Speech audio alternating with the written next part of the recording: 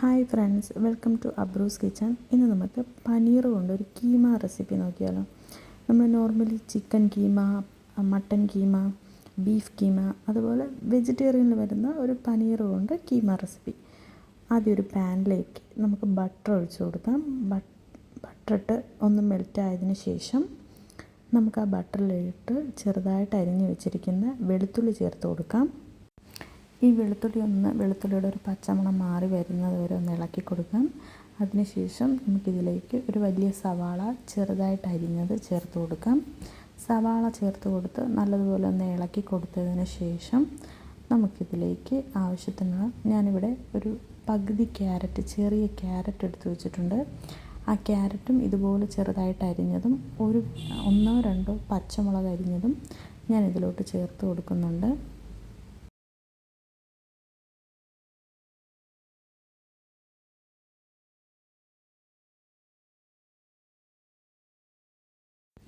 ഇത് ചേർത്ത് കൊടുത്ത് ഒന്ന് ഇളക്കി കൊടുത്ത് നമുക്കിത് അടച്ചു വെച്ചൊന്ന് കുക്ക് ചെയ്യാം. ഇത് ചെറുതായിട്ടൊന്ന് വെജിറ്റബിൾസൊക്കെ ചെറുതായിട്ടൊന്ന് വെന്തതിന് ശേഷം നമുക്കിതിലേക്ക് ആവശ്യത്തിനുള്ള ഉപ്പ് ചേർത്ത് കൊടുക്കാം. ഉപ്പ് ചേർത്ത് ഒന്ന് ഇളക്കി കൊടുത്ത് വീണ്ടും അടച്ചു വെച്ചൊന്ന് കുക്ക് ചെയ്യാം.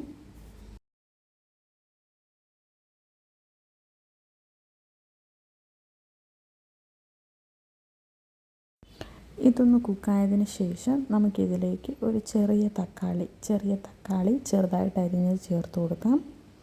തക്കാളി ചേർത്ത് കൊടുത്തതിന് ശേഷം നല്ലതുപോലെ ഒന്ന് ഇളക്കി കൊടുത്തതിന് ശേഷം വീണ്ടും നമുക്കൊന്ന് അടച്ചു വെച്ച് വേവിക്കാം.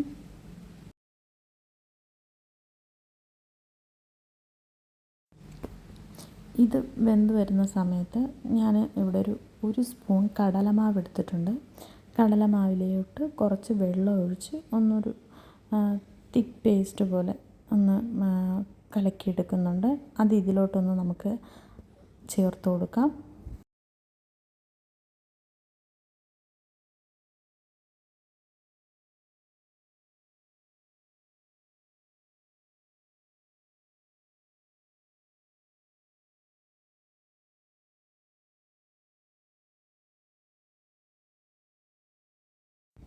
അത് ചേർത്ത് കൊടുത്ത് ഒന്ന് ഇളക്കി കൊടുത്തതിന് ശേഷം നമുക്കിതിലോട്ട് ആവശ്യത്തിനുള്ള പൊടികൾ ചേർത്ത് കൊടുക്കാം. ഞാനിവിടെ ഒരു 3/4 സ്പൂൺ കാശ്മീരി ചില്ലി, കുറച്ച് മഞ്ഞൾപ്പൊടി, പിന്നെ കുറച്ച് ഗരം മസാല. നിങ്ങൾക്ക് വേണമെങ്കിൽ ഓപ്ഷണലാണ്, നിങ്ങൾക്ക് കുറച്ച് വെജിറ്റബിൾ മസാല അല്ലെങ്കിൽ ചണം മസാല യൂസ് ചെയ്യാം. കുറച്ച് ചേർത്ത് കൊടുക്കാം. ചേർത്ത് കൊടുത്ത് ഈ പൊടികളുടെ ഒരു പച്ചമണം മാറുന്നത് വരെ ഒന്ന് ഇളക്കി കൊടുത്തതിന് ശേഷം നമുക്കിതിലോട്ട് ആവശ്യത്തിനുള്ള, നിങ്ങൾക്ക് എത്രത്തോളം ഗ്രേവി ആവശ്യമുണ്ടോ ആവശ്യത്തിനുള്ള വെള്ളം ചേർത്ത് കൊടുത്ത് നമുക്കിതൊന്ന് തിളപ്പിക്കാൻ വയ്ക്കാം.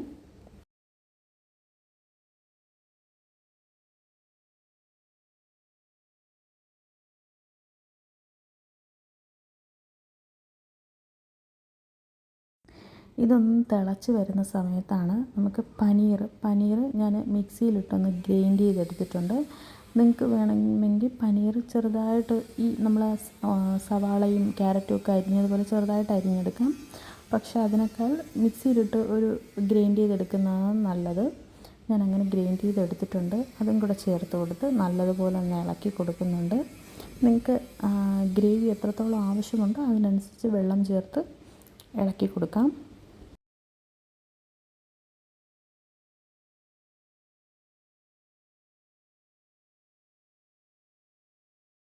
ഇതിപ്പോൾ നല്ലതുപോലെ തിളച്ച് വന്നിട്ടുണ്ട്. ഇനി ഇതിലേക്ക് നമുക്ക് ആവശ്യത്തിനുള്ള മല്ലിയില ചേർത്ത് കൊടുത്ത് ഒന്ന് ഇളക്കി കൊടുക്കാം. നമ്മുടെ പനീർ കീമ റെസിപ്പി റെഡി ആയിരിക്കുകയാണ്. നമുക്ക് ചപ്പാത്തിയുടെ കൂടെയോ ദോശയുടെ കൂടെയോ എന്തിൻ്റെ കൂടെ വേണമെങ്കിലും കഴിക്കാം. നിങ്ങൾക്ക് ഇഷ്ടമാണെങ്കിൽ വീട്ടിൽ ഉറപ്പായിട്ടും ട്രൈ ചെയ്യണം. Thank you.